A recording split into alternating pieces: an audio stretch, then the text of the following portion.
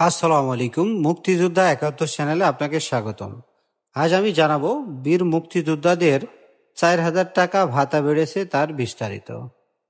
গত ৮ সেপ্টেম্বর ২০২৫ তারিখে অনুষ্ঠিত বাংলাদেশ মুক্তিযোদ্ধা কল্যাণ ট্রাস্টের নির্বাহী কমিটির ৭০তম সভার নিম্নরূপ সিদ্ধান্ত গৃহীত হয়: সকল জীবিত খেতাবপ্রাপ্ত বীর মুক্তিযোদ্ধা ও যুদ্ধাহত মুক্তিযোদ্ধাগণ ঔষধ ও পথ্য বাবদ প্রতি মাসে নিম্নোক্ত হারে অর্থ প্রাপ্য হবেন। সুবিধাভোগী বীর মুক্তিযোদ্ধা এবং তাদের মাসিক ঔষধ ও পথ্য ভাতা কত টাকা সেটা এবং কিভাবে দেবে।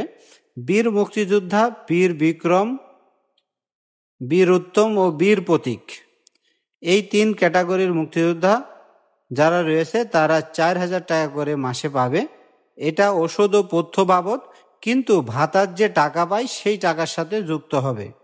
এবং এদের জীবিত যারা রয়েছে তারা শুধু বীর উত্তম, বীর বিক্রম ও বীর প্রতীক যারা জীবিত আছে তাদের ভাতার সাথে আরও ৪,০০০ টাকা ঔষধ ও পথ্য ভাতা হিসাবে যুক্ত হবে।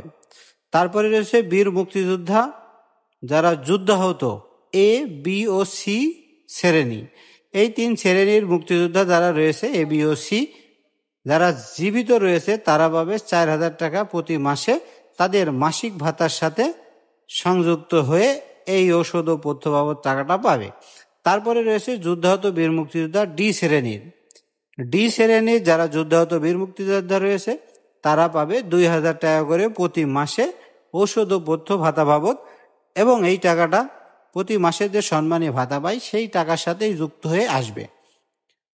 কোনো বীর মুক্তিযোদ্ধা গুরুতর অসুস্থ হলে ট্রাস্টের অনুমতিক্রমে নির্ধারিত হাসপাতালে ভর্তি হলে ট্রাস্ট কর্তৃক সংশ্লিষ্ট হাসপাতাল কর্তৃপক্ষ বরাবর বিল পরিশোধ করবে।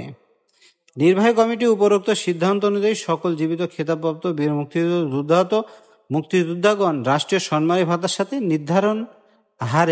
নির্ধারিত হারে ঔষধ ও পথ্য বাবদ প্রাপ্য হবেন। এই আদেশ ১ অক্টোবর ২০২৫ তারিখ হতে কার্যকর হবে।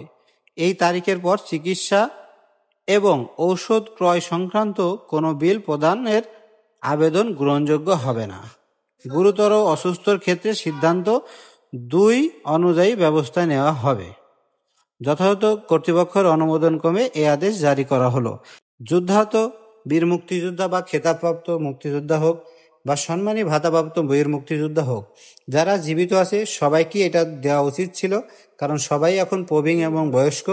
যাদের দেওয়া হয়নি তারা দুঃখ প্রকাশ করেছে এটা না দেওয়ায়। তো এই ছিল ভিডিও। আসসালামু আলাইকুম।